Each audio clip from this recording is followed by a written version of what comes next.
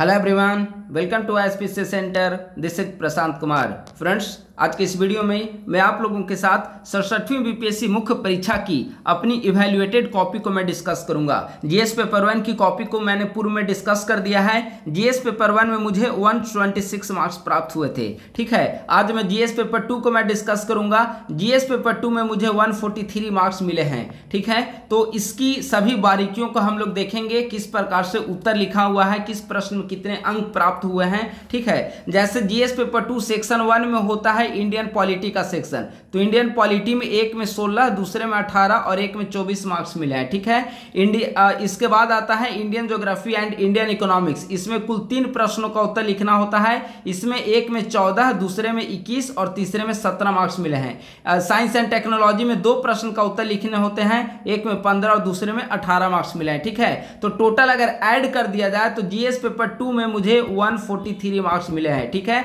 इस बात का आप लोग ध्यान रखेंगे। इस बार अगर आप सिलेक्टेड और नॉन सिलेक्टेड कैंडिडेट की अगर आप लिस्ट देखेंगे या फिर कॉपी विभिन्न ग्रुप में वायरल हो रही है, आपने देखा होगा, तो जीएस पेपर 1 में जो मार्किंग हुई है 160 से 180 के बीच में, कुछ स्टूडेंट 190 प्लस भी गया है, कुछ स्टूडेंट की मार्किंग। ठीक है, तो इसको सीमित नहीं कर सकते, लेकिन एवरेज कहा जा रहा है यहाँ पे। ठीक है, जीएस पेपर 2 में एवरेज जो मार्किंग है 135 के अराउंड में, 130 में भी सब डिविजनल वेलफेयर ऑफिसर जैसे पद मिल चुका है। ठीक है, लेकिन एवरेज 135 से 140 मार्क्स प्राप्त हुए हैं। कुछ अपवाद में होते हैं, तो हो सकता है कुछ को और ज्यादा 150 तक भी गया हो।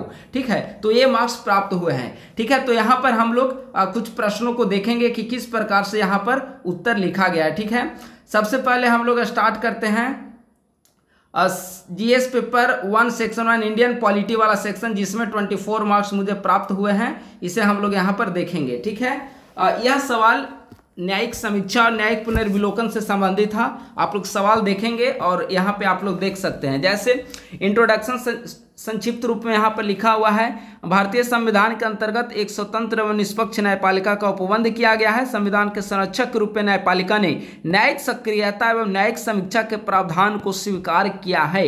देखिए, न्यायिक समीक्षा संबंधी कुछ प्रावधान हमारे संविधान में निहित हैं, लेकिन न्यायिक सक्रियता जो है वह न्यायपालिका के द्वारा विभिन्न समयांतराल पर दिए गए अपने निर्णयों के कारण न्यायिक सक्रियता जैसे कंसेप्ट का उभार हुआ है। ठीक है, अब न्यायिक समीक्षा अलग अलग पूछा गया था प्रश्न में, तो उसके अनुसार यहाँ पर लिखा हुआ है न्यायिक समीक्षा क्या है। न्यायिक समीक्षा, ठीक है, देखिए स्टेप वाइज मार्किंग की गई है। एक सेक्शन के अंतर्गत, चूंकि अगर कोई प्रश्न 3 सेक्शन में डिवाइड है तो तीनों सेक्शन के अंतर्गत वहां पे इक्वल वेटेज के आधार पे वहां पे अंक डिवाइड किया हुआ था।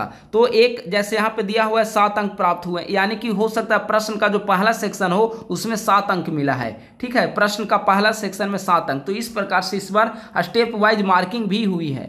ठीक है, या ये भी हो सकता है कि इवैल्यूएटेड कॉपी पहली बार बाहर आई है तो हमें इस तरह की चीज़ों देखने को मिल रहा है। हालांकि आरटीआई की कॉपी जो पहले प्राप्त होती थी उसमें इस तरह से नहीं होती थी। हमने खुद आरटीआई कॉपी को हमने आप लोगों के साथ डिस्कस भी किया था। ठीक है, जैसे देखिए यहाँ पे 8 नंबर दिया हुआ है, तो बिल्कुल ये स्टेप वाइज मार्किंग हुई है। देखिए, महत्वपूर्ण चीज़ों का अंडरलाइन किया हुआ है। एनजेसी कानून, कृषि कानून, ये सब न्यायिक समीक्षा के अंतर्गत आता था। न्यायिक समीक्षा का ताज़ा उदाहरण है कृषि कानून, एनजेसी कानून का संवैधानिक करना, ये सब। फिर न्यायिक सक्रियता से संबंधित प्रश्न था, तो न्यायिक सक्रियता को डिवाइड किया हुआ है। आप लोग इसका एक बार प्रश्न देखिएगा, उसके अनुसार इसको देखना उचित होगा। ठीक है, अब न्यायिक सक्रियता में किस प्रकार से वृद्धि हुई है, तो कई सारे इससे संबंधित वाद हैं। सर्वोच्च न्यायालय के निर्णय था, तो उन सभी के द्वारा यहाँ पर एग्जाम्पल के जरिए यहाँ पर डिस्कस किया हुआ है। ठीक है, तो इस प्रकार से पहला सेक्शन यहाँ पर समाप्त हुआ।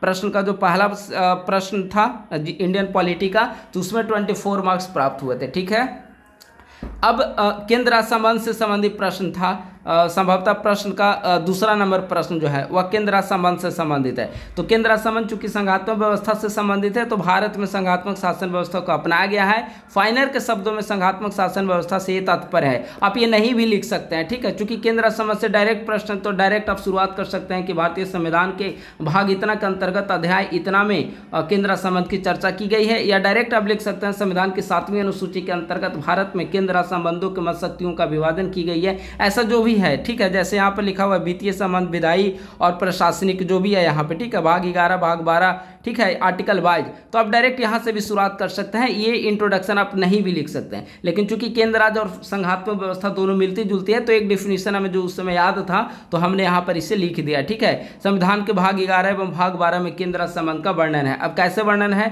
थोड़ा सा यहाँ पर आपको संक्षिप्त रूप में बताना होगा, तो हमने चार्ट के माध्यम से संक्षिप्त रूप में वहाँ पर हमने बता दिया। जैसे केंद्र राज्य संबंध यहाँ पे है विधायी संबंध, प्रशासनिक और वित्तीय, तो विधायी संबंध भाग 11 245 से 255, प्रशासनिक भाग 11 256 से 263 और वित्तीय भाग 12 में 264 से 292। अब थोड़ा सा इसका हमने एग्जाम्पल यहाँ पर दे दिया। और चूंकि यहाँ पर आप देखेंगे कि विधायी संबंध के अंतर्गत शक्तियाँ केंद्र की ओर ज़्यादा झुकी हुई है, तो आर्टिकल हमने दे दिया 248, 49, 50, 52 और 53 के अंतर्गत या राज्य सूची के विषय पर भी संसद को कानून बनाने का अधिकार है, ठीक है।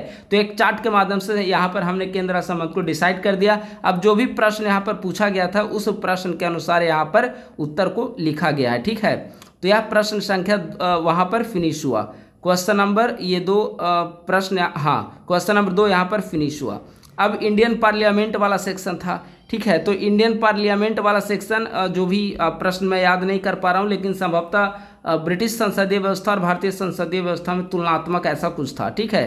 तो यहाँ पर संसद को हमने डिफाइन किया है, संसद के कार्य और विधि पूछा गया था प्रश्न में ही, तो संसद की शक्तियाँ, कार्य विधि को भी हमने विधायी शक्तियाँ, वित्तीय चुनाव, राष्ट्रपति उपराष्ट्रपति के चुनाव को लेकर, पद से हटाने को लेकर, विभिन्न मुद्दों पर वाद विवाद, कानून बनाने आदि से लेकर हर एक इश्यू को हमने यहाँ पर डिस्कस कर लिया है।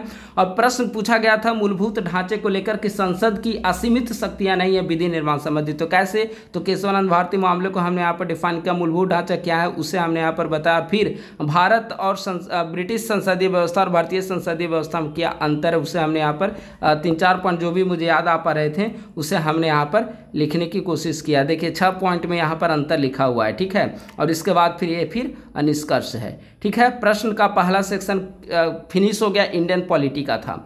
प्रश्न का दूसरा सेक्शन ज्योग्राफी और इकोनॉमिक्स था, लेकिन हमने दूसरे सेक्शन के बजाय उसके बाद हमने साइंस एंड टेक का सेक्शन खत्म किया था, ठीक है।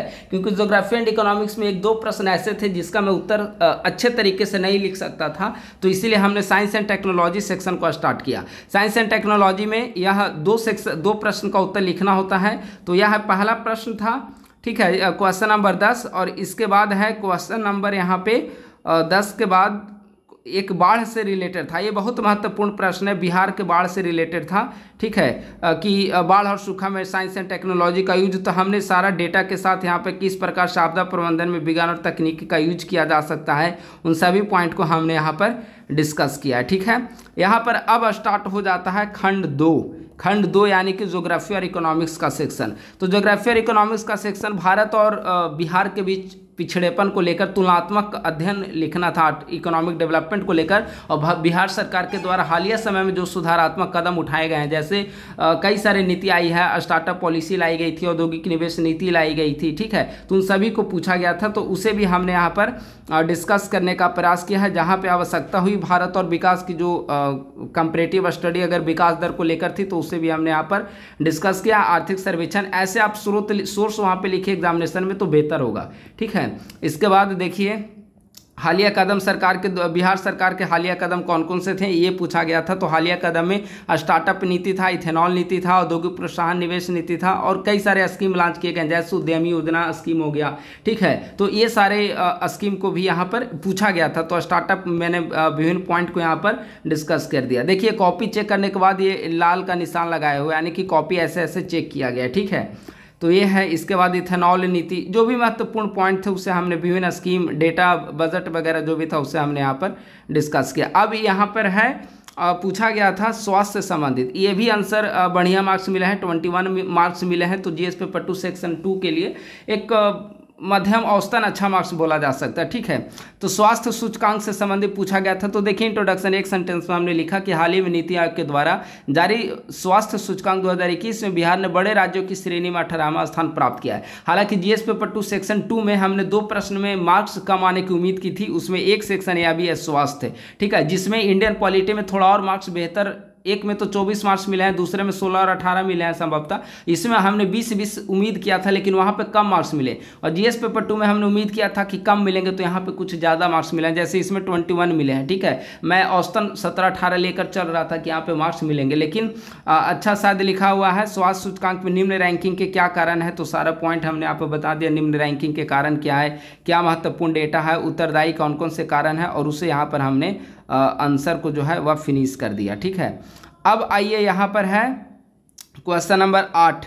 क्वेश्चन नंबर 8 मेरे ख्याल से बिहार में कौन कौन से प्राकृतिक खनिज हैं और उसका बिहार के औद्योगिक विकास में क्या भूमिका है, उसके बारे में प्रश्न पूछा गया था। यहाँ पर भी हमने कम मार्क्स की उम्मीद की थी, लेकिन मार्क्स बढ़िया यहाँ पर भी मिला हुआ है। ठीक है, बिहार भारत का एक प्रमुख प्राकृतिक संसाधन संपन्न राष्ट्र है। यहाँ विभिन्न प्रकार के प्राकृतिक संसाधन पाए जाते हैं जो बिहार के औद्योगिक विकास में महत्वपूर्ण भूमिका निभाते हैं। एकदम संक्षिप्त इंट्रोडक्शन। ठीक है, अब 2 प्रमुख औद्योगिक पूछा गया था, तो हमने जो भी बिहार के बारे में हमें जानकारी थी, जैसे चूना पत्थर वगैरह, तो उसका हमने यहाँ पर दर्शाया। ठीक है, हालांकि देखिए यह प्रश्न अधूरा है। ठीक है, यहाँ पे 17 मार्क्स मिले, हमने 15 की उम्मीद की थी, चूंकि अधूरा में बीच में ही छोड़ना पड़ गया था, समय कम गया था। ठीक है, 1-2 पेज हमारा बाकी भी अभी रह गए थे, लेकिन पेज से मायने नहीं रखता। अब स्टेप वाइज मार्किंग होती है, तो बीपीएससी में आप कम पेज लिखने के बाद भी बेहतर मार्क्स स्टूडेंट को मिले हैं। और इस बार अभी हमने टेलीग्राम पे ग्रुप हमने आपको भेजा है, एसडीएम एक है विनय प्रताप सिंह जी, तो उनकी कॉपी को हमने भेजा है, तो कम पेज में भी अच्छे मार्क्स मिल सकते हैं। ठीक है,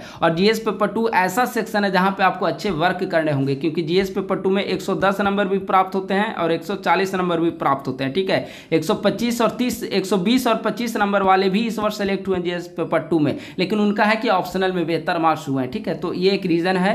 तीनों पेपर अगर है, जैसे आपका अब नया सेक्शन के अंतर्गत देखा जाए, आप 69वीं या 70वीं की तैयारी कर रहे होंगे, तो जीएस पेपर 1, जीएस पेपर 2 और एसे, ये तीनों सेक्शन में आप बैलेंस बनाकर चलें कि ऐसा ना हो कि 2 में बेहतर मार्क्स मिल जाए और 1 में कम मार्क्स आए, तो इससे आपका रिजल्ट रुक जाएगा। अगर तीनों आप एवरेज अपनी अच्छी तैयारी करते हैं, तो तीनों में बेहतर मार्क्स लाने की कोशिश करें, फाइनली रिजल्ट तब हो पाएगा।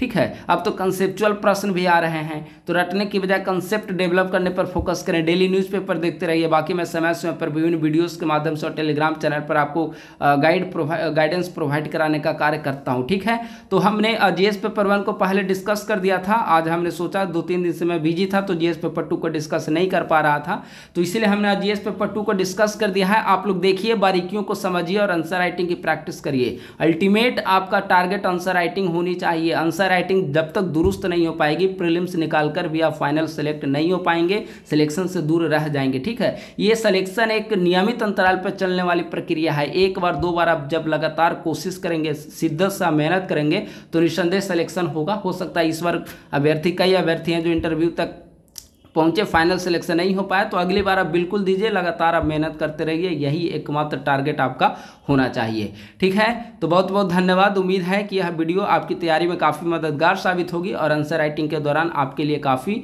यूजफुल साबित होगी। मैं नए आंसर राइटिंग वीडियोज़ के माध्यम से शीघ्र ही मैं आप लोगों के साथ जुड़ने की कोशिश करूँगा। धन्यवाद, थैंक यू सो मच।